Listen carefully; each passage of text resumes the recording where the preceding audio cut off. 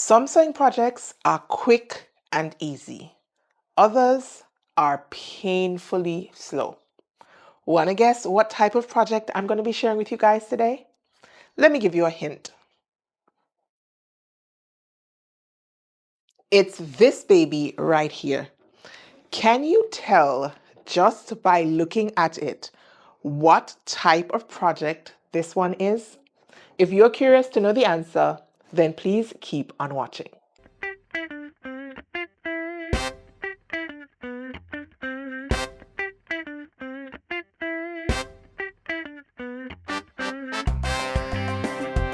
Hey Stitchers, it is your girl Kris. Welcome back to the channel on social, where it is totally cool and completely fine for us to obsess over sewing. For today's video, I'm actually going to be bringing you a pattern review. No behind the sew for this video, just a traditional pattern review. And it's all about this sewing project right here. Now, this dress, you guys, is made using Simplicity 9463. I hope that's the right pattern number. It is a Mimiji pattern, and it is, as you can see, a shirt dress pattern. But you guys, this project almost blew my mind. It was one of those slow down, let me torture you type of project. I'm not saying that the pattern itself is terrible, it is not. But Jesus, this is in no way, shape, or form an easy project or a quick project. No, I have been sewing for almost 7 years, and I feel fairly comfortable with my sewing skills. And if I were to classify my skills, I would probably say that I am an intermediate sewist. I have sewn most types of garments over those 7 years. I have done blouses, I have done shirts and shirt dresses, I have done gathered dresses, I have done invisible zippers, buttons and buttonholes. I have done pants, particularly during 2024. Now, the issue with my pants previous to 2024 was not really the construction, but the fitting, but your girl has been working on it. And so I say all that to say, I feel like I have quite a few sewing skills and techniques under my belt. But this one, it wasn't hard, but it did require me to really slow down and focus on what I was doing.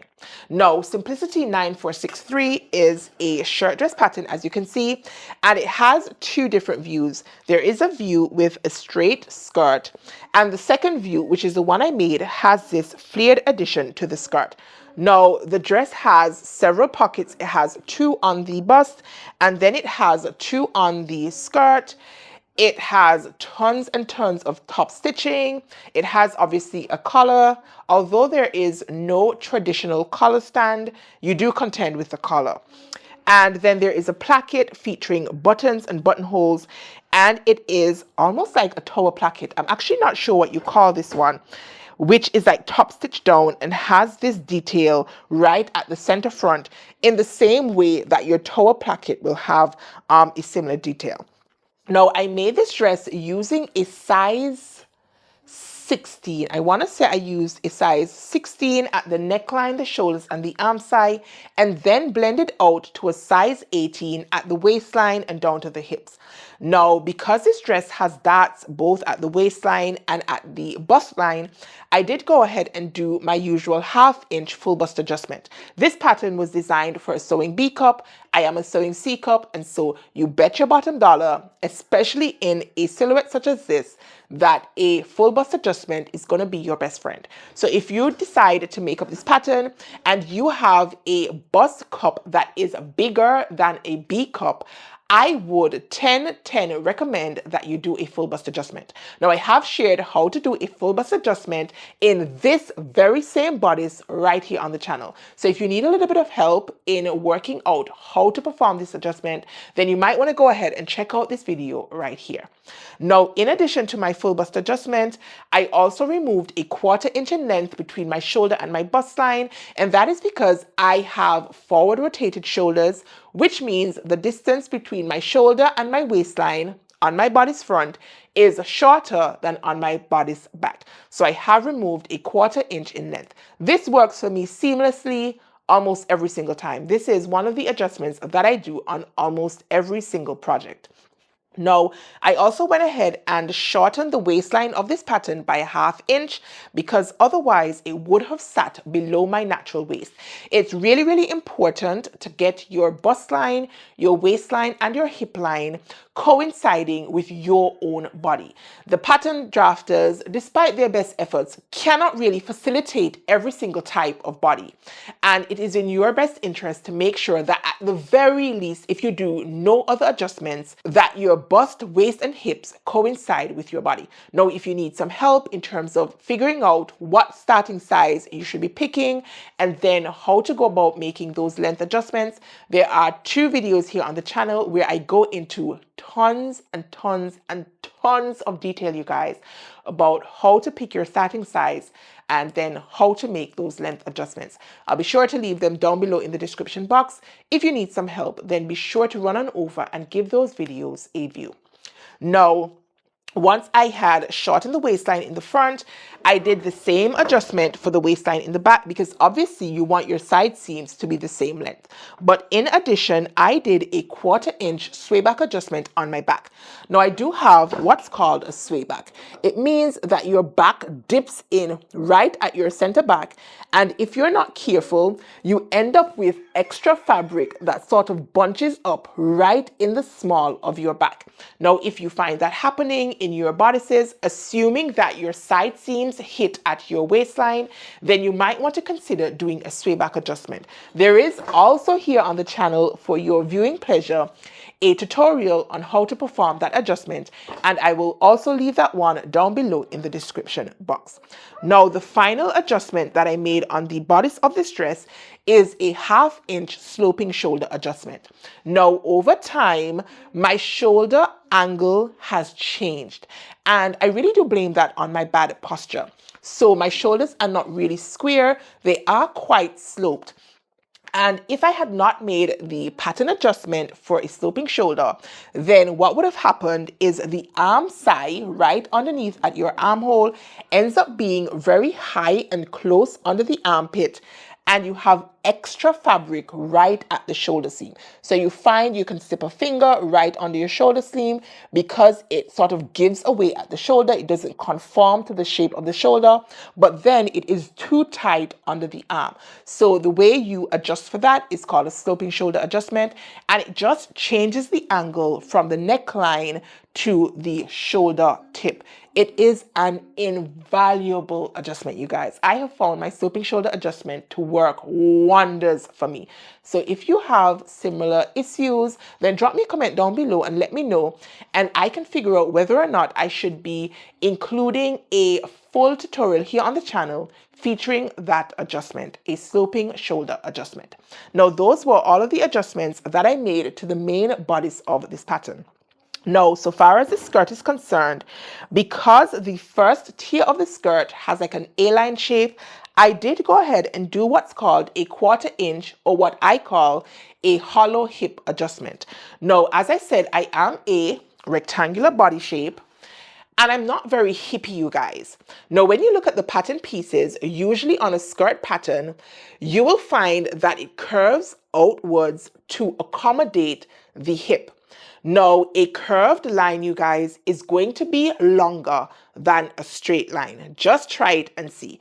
This line from my fingertip to my knuckle is going to be shorter than if I were to form like a backward C on my finger. This line is going to be longer, and it is the same consideration so far as your hips are concerned. Now, because I am not so hippie, I found previously that when I made like pencil skirts or A-line skirts, the hemline of my skirt would sort of bow in towards my knees. Through lots and lots of trial and error over the years, I have discovered that I have what's called a hip dip. And so instead of going out over the hip, my hips dip inwards. And so the distance between my waistline and my skirt hem is almost always too long on the pattern relative to my own body. And I have adjusted for it by doing what I have called, as I said, a hollow hip adjustment. And the result is to shorten the length at the hip line and then blend it out to nothing at the center front. Again, you guys, if this sounds like an adjustment that you might need, if you have similar issues with your skirts, drop me a comment down below and let me know whether I should also do a video here on the channel featuring the hollow hip adjustment. So I did a 1/4 inch hollow hip adjustment on this skirt, and I did not lengthen my pattern pieces. In hindsight, I probably should have lengthened it a little bit, but I was very concerned about the fabric that I had on hand.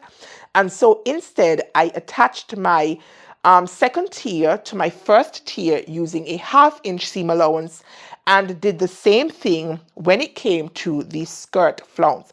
I attached that using a 1/2 inch seam allowance instead of using a 5/8 of an inch seam allowance. So that means I gained a 1/4 inch in length between tier 1 and 2, and a 1/4 inch in length between tier 2 and 3, so a 1/2 inch in length to this skirt. Now I quite like where the finished length of the skirt is. I have hemmed it using a traditional narrow hem that is turning under 1/4 inch 2 times. And as I said, it hits me right above the knee, and I'm quite happy with the finished length of this skirt. Now, in terms of the sleeves, we haven't spoken about the sleeves just yet. I did a 1/4 inch forward shoulder adjustment on my sleeve as well. Because I have reduced the length between my shoulder line and my bust line on my front bodice piece, if I had not done this adjustment, then my sleeve cap would have been too long at the center front. So I did go ahead and make the 1/4 inch forward shoulder adjustment on my sleeve as well. And that just moves the notch of the sleeve a 1/4 inch towards the center front, because you end up reducing the length only at the center front. Now I also did a 1 inch full bicep adjustment on the sleeve.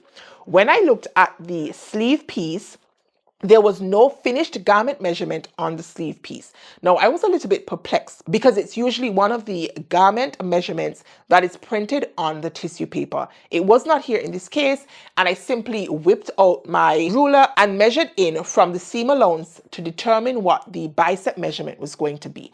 Once I had measured it, I determined that I could use an additional 1 inch in ease right around the bicep, and so I did a full bicep adjustment. Now, you guys, when I tried on this dress, it did feel a little bit restricted around the bicep. And I started questioning myself. Had I forgotten to do a full bicep adjustment? What went wrong? So I went back to my pattern pieces just to check that I had in fact done a full bicep adjustment. And I had. But your girl made a very, very small mistake, which has resulted in the sleeve of this shirt dress not fitting me as comfortably as it could have. Now, I'll try quickly to explain without going too much into depth with this fitting adjustment.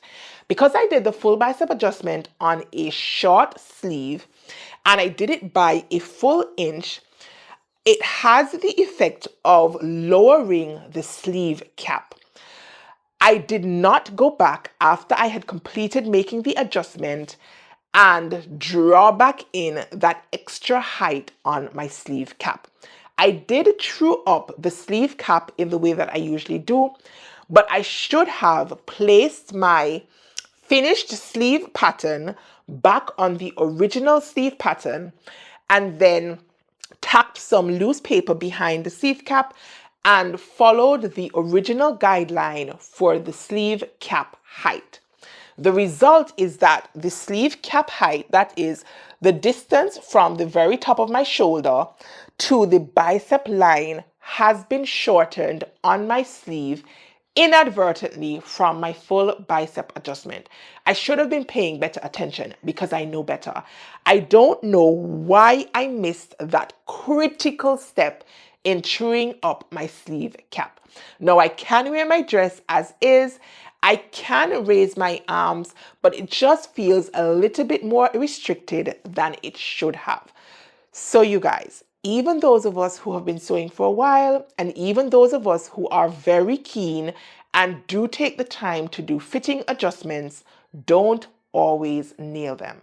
So if you're a beginner and you find that you make mistakes when you're constructing your pattern pieces, or if you're kind of unsure about the adjustments you need to make, then just bear in mind it gets easier over time, but that does not mean you will not ever make mistakes, because I still do many times. Now, if you have been here for a while, you might have seen my video featuring Simplicity 9701, which funnily enough is another Mimi G pattern, and I made a mockery, you guys, of that neckline. So if you haven't seen it and you're curious, then go on and watch this video right here.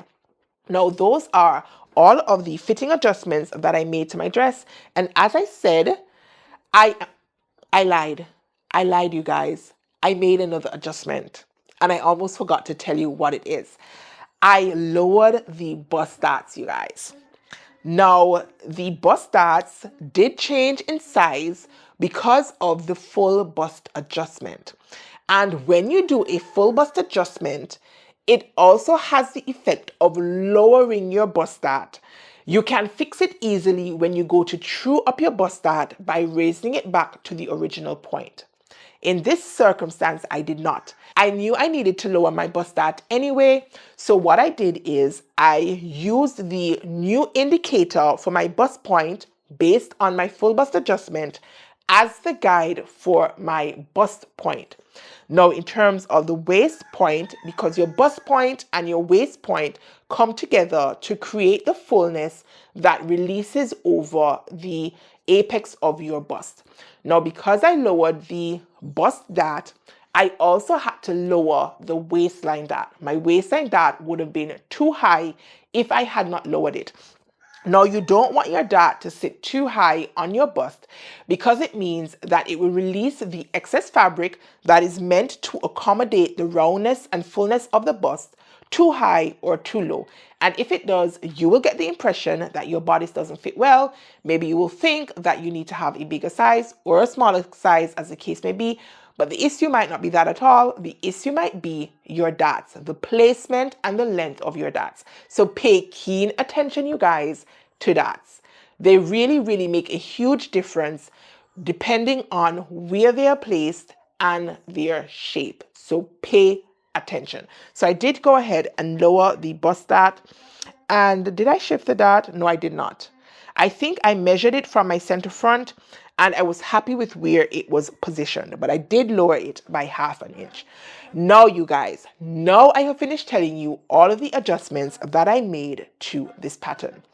Now, even though I'm sharing her with you guys today, she's not yet finished. And she's not yet finished because I do not have appropriate buttons in my stash. When will I ever learn? Gather all of your supplies before you start a project, and that will mean you can start and finish your project. I never learn. And so when I went to consult my stash, I did not find any buttons in my stash that I thought would complement this dress quite nicely. I did have probably like 3 or 4 small black buttons. I thought they were cute, but obviously I did not have enough. This has how many? 1, 2, 3, 4, 5, 6, 7 buttons down my center front. 2 on the pocket flaps, that's 9. So I think it has 9. And then there are buttons that are meant to go into the loops that will form the belt casing. So 9, 10, 11, and then 2 more on the back, 12, 13. So I need 13 buttons, you guys. I did have some yellow buttons in my stash that I think picked up nicely enough with the top stitching thread, but of course they are too big for my buttonhole size. Now, had I thought that far into the process when I was doing my buttonholes, I probably would have reached for the buttons that I had in my stash and then adjusted the length of the buttonhole to suit. But in terms of construction of this dress, the buttonholes are actually done quite early on in the construction. Otherwise, it would be very difficult, bordering on impossible, to get the lower buttonholes in because of how the placket is constructed. Now, usually your girl will just ignore the instructions altogether, just do her own thing. But when it came to putting this pattern together, I actually watched the video tutorial by Norris Dantaford right here on YouTube, and I found it to be quite helpful. I just skipped through the parts that I did not need any help with, like doing the seams and that sort of thing. But I did watch very carefully the construction of the placket because of the type of placket and how it went together with the skirt front. I also watched to see how the pockets had been constructed because they do have a pocket facing. Again, it was simple enough for me to construct even without his help, but I figured if I was watching it, then I should pay attention to things like the pockets and the placket. Of course, I did not remove the pattern instructions at all from my envelope. So thank you very much, Norris, for this very instructional tutorial. It saved your girl from having to read anything at all. And it's funny, you guys, because given my day job, I probably should enjoy reading a lot more. I probably should take the time to sit down and read my bloody pattern instructions. But I almost never do. And I don't seem to be learning. I would not advise that you do the same thing. It's probably a good idea to read through your pattern instructions in their entirety before starting your project, and then consult them as you go through. So, monkey see, monkey do? No. See what I see, but don't do what I do. Whatever. Back to my dress. Now, I told you guys that this one was a slow project, and I worked on her throughout a lot of the month of February and then into March. I picked her up, I put her down, I started another project while I was waiting on the motivation to continue this one. Put that project down because I had not finished sticking all of my pattern pieces together. That one is a PDF pattern. Came back to this project. You guys get the point. They just got to stages of this project where I was just fed up of it. And I needed to do something else intermittently in order to break up the not the frustration, but just, I don't know what it is. I can't quite describe it, but I just needed a break from working on this project. And so I did a couple of things in between and kept coming back to this one because she really is a nice dress and I wanted to make sure that I completed her. Obviously, she's still not completed because I don't have buttons, but I did do my best because this one could easily have made its way into my UFO pile and then sat there for years and years and years. And then like 3 years down the line, I'll be here on the channel presenting this dress to you, having sat in my stash for far too long catching dust. So I'm thankful that that has not been the case. I am hoping to get myself some buttons. I don't know when, I don't know how, I don't know from where, but I am manifesting, you guys, manifesting. I need some buttons. Sewing gods, please give me some buttons so I can finish my dress.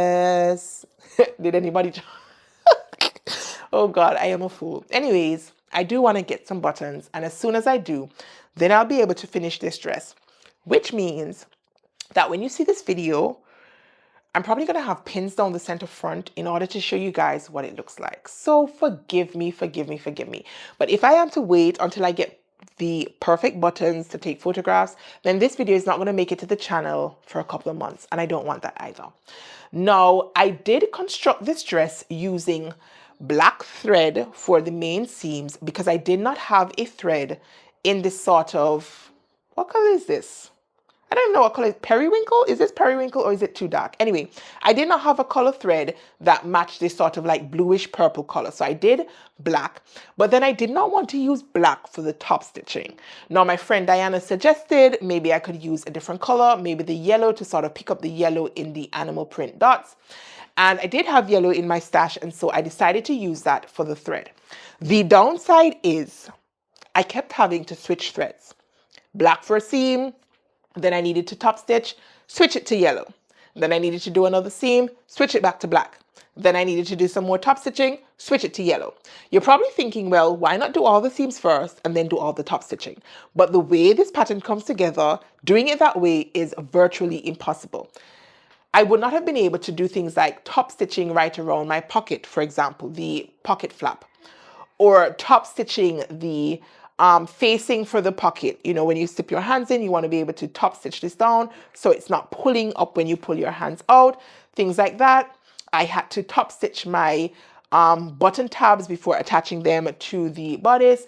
I had to top stitch the placket, top stitch the collar, top stitch the cuffs, top stitch the yoke. and so on and so forth. So there was a lot of switching between the two color threads, and it was driving me crazy, you guys. Absolutely crazy.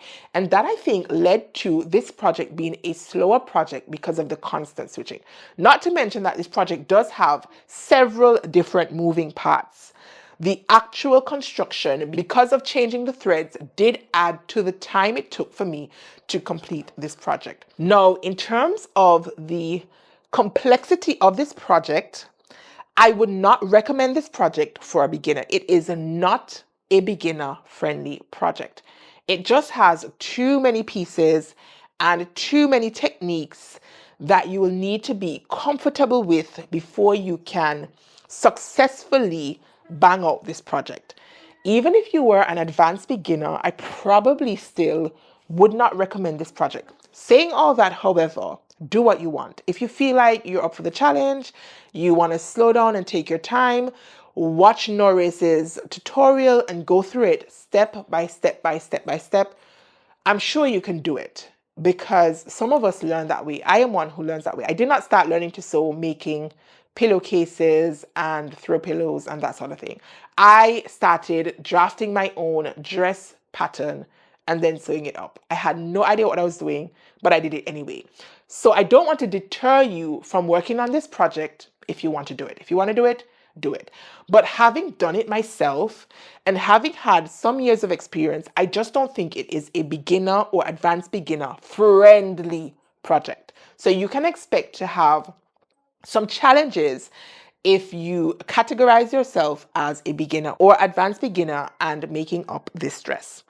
Now, in terms of rating the finished garment, I am going to rate this one, you guys, a 9 out of 10. She really is gorgeous. And the fit of this baby, I am so blasted proud of the fit of this dress. It really does pay, you guys. Trust me and believe it when I tell you. It pays to take the time to do some fitting adjustments. I do not know how many times I have said that to you guys here on the channel. But fitting, you guys, fitting is the centermost important part of my sewing journey. And I would love for it to be the centermost important part of your sewing journey as well. Does it take extra time? It absolutely takes extra time. Does it take effort? It absolutely takes effort.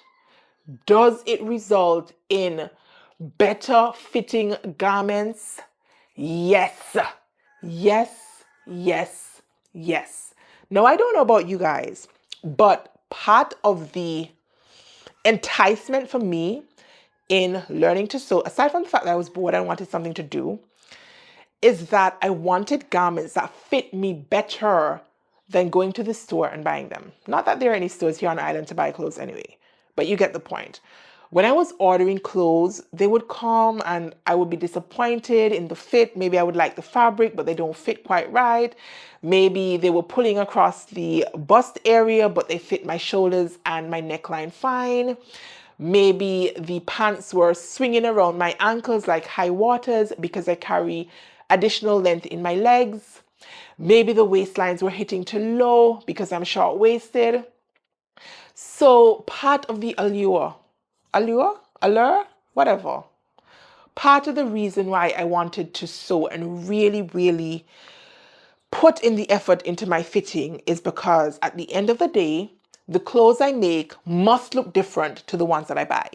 I want people to see, oh my gosh, that looks like it was made just for you. And then I can answer and say, yes, yes, it was made just for my imperfect body. And they fit me beautifully. So if you have got nothing else from this pattern review, I know I've gone off on a tangent about fitting because I'm just so passionate about it. Take the time, you guys, to fit. Let me help you the best way that I can to learn to fit your clothes, to fit your body. Never, ever, ever think that your pattern right out of the envelope is yours. It is not. It is made up using standard industry-like measurements and a standard industry shape. And most of us do not fit neatly into that. So take the time to fit. Take it slowly if you must, and keep building. I have been doing this for 7 years, and as I said, I still don't always get it right. But I am a hell of a lot better than I was when I started. And my custom-made garments fit me much, much, much better, even with the flaws, you guys, than the ones that I buy from JCPenney or from The Loft or from Boden or wherever. Likelihood is your garments that you take the time to sew, that you put your own special touch on by pairing it with the most perfect fabric in your mind, is going to look better if you take the time to fit. Now, with all that being said, let me go ahead and try this on. I'm going to put pins down the center front. Don't judge me. We watch, we listen, we don't judge. Well, I mean, I guess you're going to judge because you're going to see it on me and then you're going to drop me comments down below and let me know how amazing I look. So that's judging, isn't it? But in a nice way. Anyways, let me go and try her on and then I'll be right back. All right, beloveds, here we are. Goodbye, Christina. This is what the dress looks like on the body. I mean, like, come on. Come on, give your girl some props. Isn't it gorgeous? Oh my gosh. It really turned out beautifully. And as I said, it fits me to a T.